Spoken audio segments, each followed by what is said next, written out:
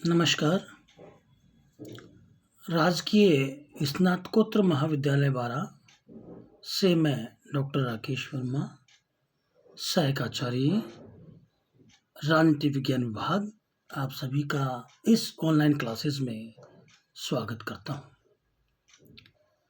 प्यारे बच्चों, BA second year का द्वितीय प्रश्न पत्र भारतीय राजनीतिक व्यवस्था, इस पुस्तक का हम अध्ययन कर रहे हैं। यह पुस्तक हमारे लिए यह इसलिए आवश्यक है, इस पुस्तक के अध्ययन के माध्यम से हम हमारे सिलेबस, जो हमारा पाठ्यक्रम है, उसको तो पूर्ण कर ही रहे हैं, साथ ही हम आगामी जो प्रतियोगी परीक्षाएं हैं, उन परीक्षाओं में भारतीय राज व्यवस्था से संबंधित क्वेश्चन आते हैं, हम उनको भी हल करेंगे। आज की क्लास में हम आतंकवाद के नियंत्रण के बारे में, उपाय के बारे में बात करेंगे। पिछली कक्षा में हमने आतंकवाद के बारे में बात की थी कि आतंकवाद कैसे बनता है, जो टेररिज्म है, आतंक है, उसके क्या कारण है। जिसमें हमने बात की थी कि संविधान में सामाजिक, आर्थिक, राजनीतिक न्याय, इस शब्द को जब डॉक्टर भीमराव अम्बेडकर ने समाहित किया था, जो संविधान सभा ने जोड़ा था, यदि उस बात को या उस लाइन को ही हम समझ लें और हमारी जो शासन सत्ता जिनके हाथों में है, वो इस लाइन के आधार पर ही शासन करे और जनता का सहयोग करे, तो शायद मैं संभवतः मानता हूं कि आतंकवाद नाम की चीज भारत में नहीं होगी। जो संविधान में सामाजिक, आर्थिक, राजनीतिक न्याय, मतलब व्यक्ति को सामाजिक प्रतिष्ठा, आर्थिक संबल और जो जस्टिस, न्यायोचित उनको न्याय मिले, तो मुझे लगता है कि आतंकवाद जैसी स्थितियां उत्पन्न नहीं होगी। मगर वर्तमान सरकारें या वर्तमान जो सत्ता में होती हैं, उनका जो ध्येय होता है वो केवल शासन सत्ता प्राप्त करने का होता है। फिर भी हम बात करते हैं कि हम आतंकवाद को समाप्त कैसे कर सकते हैं या नियंत्रित कैसे कर सकते हैं। हम जानते हैं कि भारत एक लोकतांत्रिक देश है और लोकतंत्र में आतंकवाद एक चुनौती भी है। आतंकवाद सामाजिक, सांस्कृतिक और राजनीतिक और आर्थिक विविध आयामों वाली एक गंभीर समस्या है। इसे नियंत्रण करना अति आवश्यक है। पहला है राष्ट्रीय समस्याओं पर आम सहमति तैयार करना। आतंकवाद केवल कानून और प्रशासनिक व्यवस्था का प्रश्न नहीं है, इसका एक प्रमुख पहलू राजनीतिक है। अतः आतंकवाद से निपटने के लिए राजनीतिक स्तर पर प्रयास किए जाने चाहिए।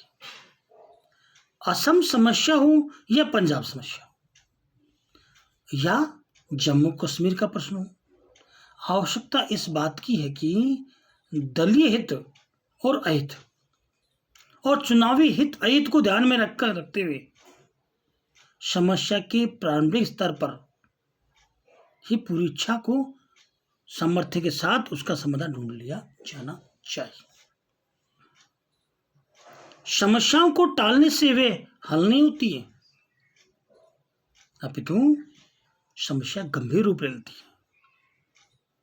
राष्ट्रीय समस्याओं को दलीय राजनीति से ऊपर रखते हुए उनके संबंध में आम सहमति अपनाए जाने की आवश्यकता होती है।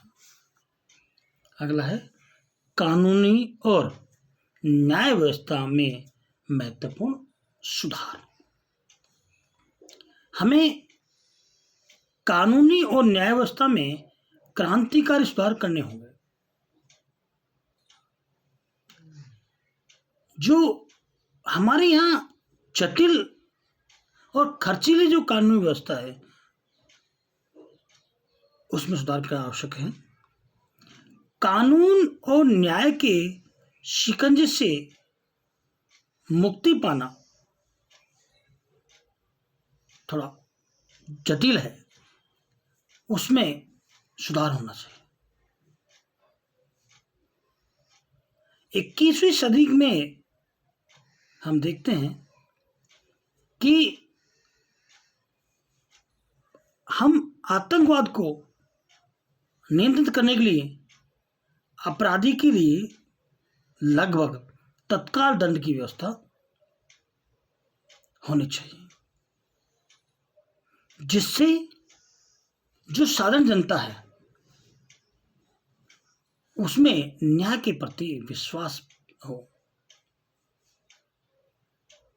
और अपराधियों में भय व्याप्त हो। अगला, पुलिस सुरक्षा बलों का आधुनिकरण। जो हमारी पुलिस व्यवस्था है, जो हमारे सुरक्षा बल के जवान हैं, उनके पास आधुनिक हथियारों से उनके पास हों। आज यह स्थिति है भारत में कि केंद्रीय रिजर्व पुलिस बल के जवान जब पुरानी राइफलों से युक्त होते हैं, वहीं आतंकवादियों के पास आधुनिक हथियार होते हैं। पुलिस और सुरक्षा बलों की सेवा शर्तों में भारी सुधार की आवश्यकता है। यदि हम उनके लिए मकान की व्यवस्था भी नहीं कर सकते तो कठिन परिस्थितियों में उनके कर्तव्य पालन की आशा कैसे कर सकते हैं, इस बात पर भी ध्यान देना चाहिए। आतंकवाद को दबाने का नाम पर पुलिस राज की स्थिति न स्थापित हो जाए। पुलिस राज की स्थिति में आतंकवाद को बढ़ावा मिलता है। वस्तुतः समस्त प्रशासनिक व्यवस्था में सुधार किए जाने की आवश्यकता है। आतंकवाद के विरुद्ध शासन और जनता के बीच व्यापक सहयोग। आतंकवादियों को नियंत्रित करने के लिए यह आवश्यक है कि आतंकवाद के विरुद्ध सरकार और जनता के बीच व्यापक सहयोग स्थापित होना चाहिए। जन सहयोग के बिना किसी भी सरकार के लिए आतंकवाद को नियंत्रित कर पाना संभव नहीं हो सकता। आपने देखा होगा कि आतंकवादियों को शरण भी सामान्य जनता अपने घरों में रख के करती है, उससे उनके हौसले बढ़ते हैं। और यदि जो जनता है आतंकवादियों को शरण न दे और व्यवस्था के साथ रहे तो आतंकवादी स्थितियां खत्म हो सकती हैं। जन सहयोग बहुत आवश्यक है। हमें लोगों को आतंक के भयंकर परिणाम समझाने होंगे, उनमें जन जागृति पैदा करनी होगी, उनमें आतंकवाद से संघर्ष के लिए इच्छा एवं शक्ति पैदा करनी होगी।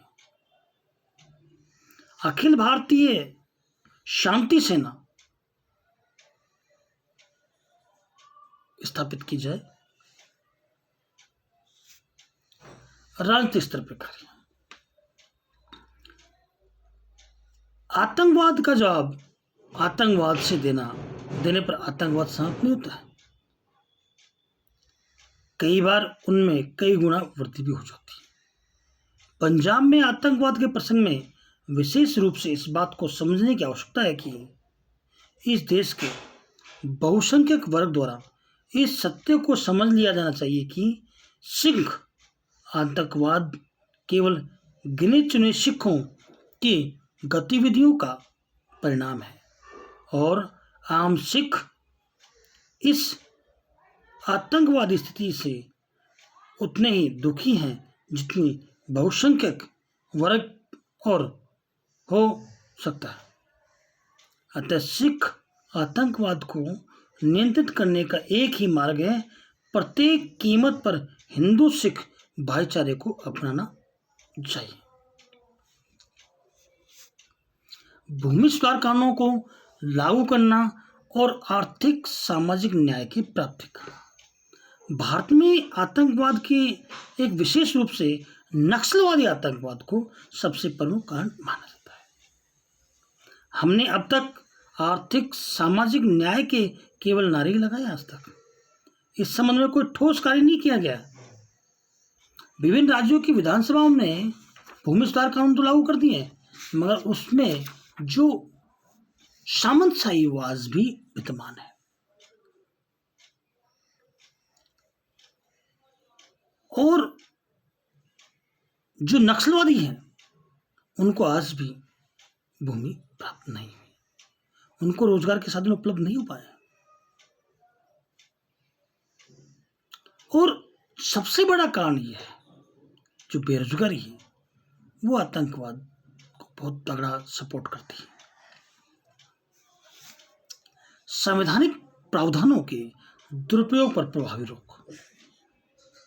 आज पंजाब तथा जम्मू कश्मीर राज्य में जो स्थिति है उसका एक बड़ा कारण यह है कि कुछ परिस्थितियों में स्वयं केंद्रीय सरकार ने संवैधानिक प्रावधानों, विशेषता राज्य की में राष्ट्रपति शासन लागू करने वाली जो दलगत राजनीति उसको उपयोग किया गया।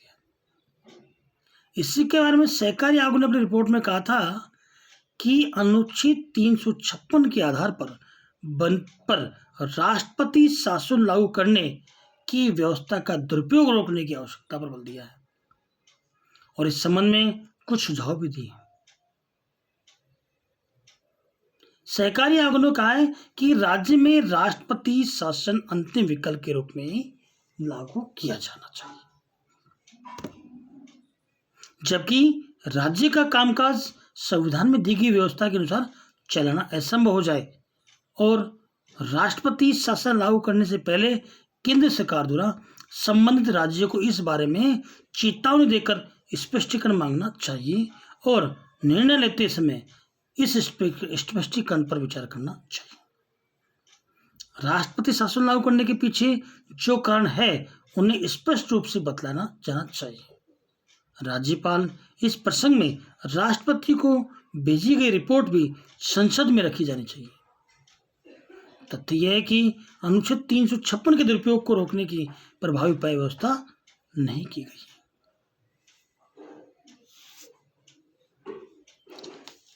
शासन और प्रतिष्ठा को पुनर्स्थापित करना। जो शासन की प्रतिष्ठा है उसको हमें पुनर्स्थापित करना होगा। भारतीय संविधान के निर्माताओं ने भारत में संयोगी संघवाद की संकल्पना की थी। आज इस संयोगी संघवाद को अपनाना बहुत ही आवश्यक है। केंद्र और राज्य स्तर पर अलग अलग राजनीतिक दलों की सरकारें होनी चाहिए।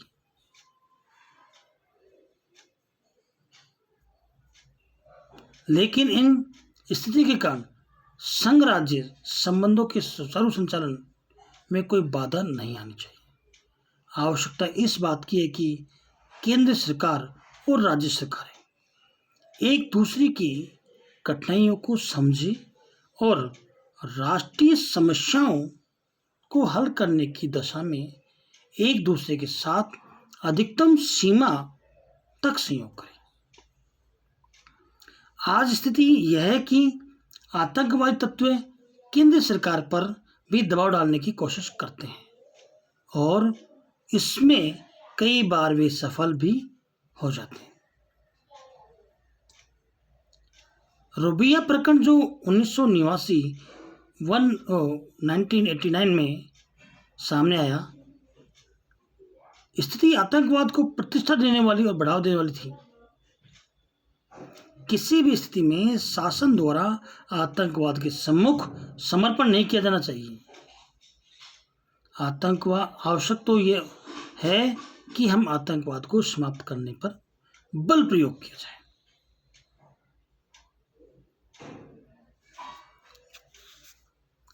भारतीय मामलों में पाकिस्तान का आक्षेप समाप्त करने का प्रयास करना चाहिए। भारत में आतंकवाद का एक बहुत प्रमुख कारण पड़ोसी राज्य पाकिस्तान द्वारा भारत के आतंकवादियों को दिया जाने वाला भारी प्रोत्साहन। आतंकवादियों ने इंडियन एयरलाइंस के विमान एयरबस A300 का 24 दिसंबर 1999 को अपहरण कर लिया। विमान अपहरण के पीछे पाकिस्तान का परोक्ष हाथ पाया गया। विमान के यात्रियों की रिहाई के बदले भारत सरकार के 3 खुखार आतंकवादियों को जेल से छोड़ने हेतु सहमत होना पड़ा। हमें भारतीय मामलों में पाकिस्तान की इस दखलबाजी को समाप्त करने के लिए सभी संभव प्रयत्न करने होंगे। सर्वप्रथम तो पाकिस्तान के साथ लगने वाली समस्त भारतीय सीमाओं को सीज कर देना चाहिए और इस कठिन और व्यय साध्य कार्य को करना होगा। हमें अपने इस पड़ोसी देश को समझाना होगा कि भारतीय मामलों में दखल अंदाजी उनके लिए भयानक परिणामों को जन्म देगी। मैत्री के स्वर में कही गई बात को यदि पड़ोसी देश उचित महत्व नहीं देता तो उसे चेतावनी देनी होगी। यह नितांत आवश्यक है कि उसे शक्ति की भाषा को समझाना होगा। इस संबंध में हमें अंतर्राष्ट्रीय स्तर पर आतंकवाद को प्रोत्साहित करने वाले देश के विरुद्ध जनमत संग्रह करना होगा।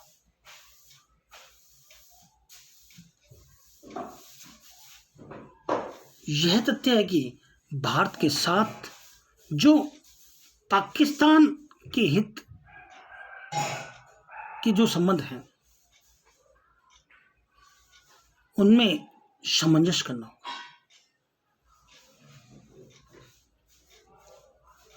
पाकिस्तान इस संबंध में स्वयं को संयमित और नियंत्रित करे के लिए बाध्य हो। इसके अतिरिक्त कुछ भी किया जा सकता है। कानून के आधार पर व्यवस्था की जानी चाहिए कि हथियारों का निर्माण केवल सार्वजनिक क्षेत्र में हो, निजी क्षेत्रों में हथियारों का निर्माण न हो। पक्के तौर पर ऐसी व्यवस्था करनी होगी कि इस प्रकार के विकास के क्षेत्र में क्षेत्रीय असंतुलन की स्थिति को दूर करना होगा। विदर्भ, तेलंगाना, झारखंड क्षेत्र, छत्तीसगढ़ क्षेत्र, उत्तर पूर्वी भारत के राज्यों और जम्मू कश्मीर आदि विकास की दृष्टि से पिछड़े हुए क्षेत्रों के विकास की ओर विशेष ध्यान देना होगा। स्थिति का एक पक्ष यह है कि यदि भ्रष्टाचार को नियंत्रित नहीं किया गया तो साधारण जनता का व्यवस्था के प्रति ही विश्वास उठ जाएगा।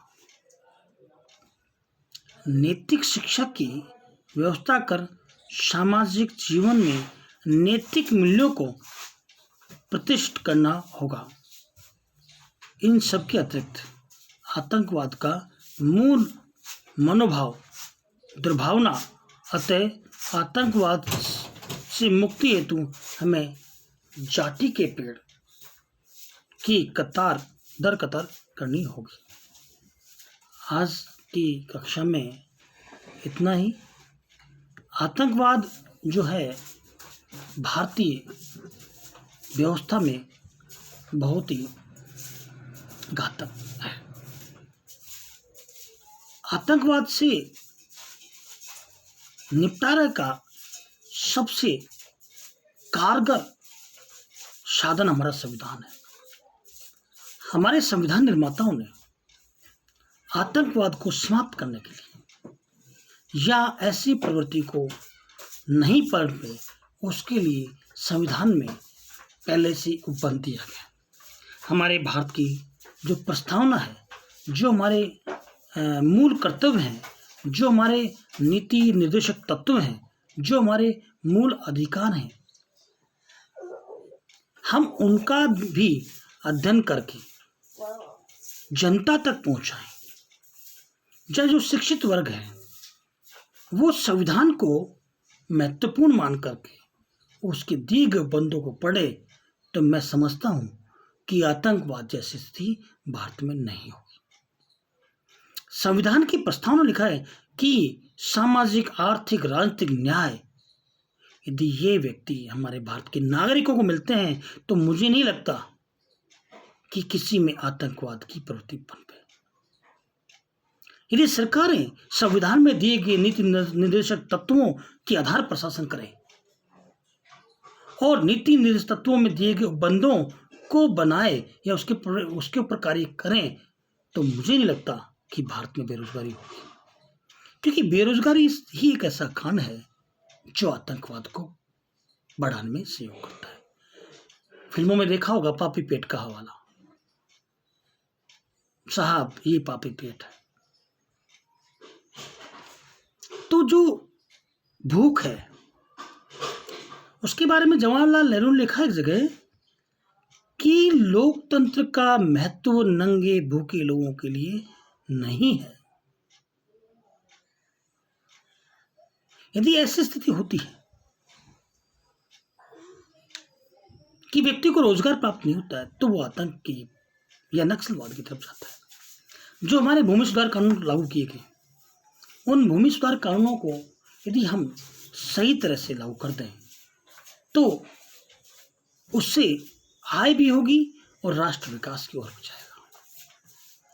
इसी कक्षा में इतना ही। सभी का इस ऑनलाइन क्लासेस में अध्ययन करने के धन्यवाद। अगली कक्षा में आपसे पुनः मुलाकात होगी। सभी का धन्यवाद। Thanks of all.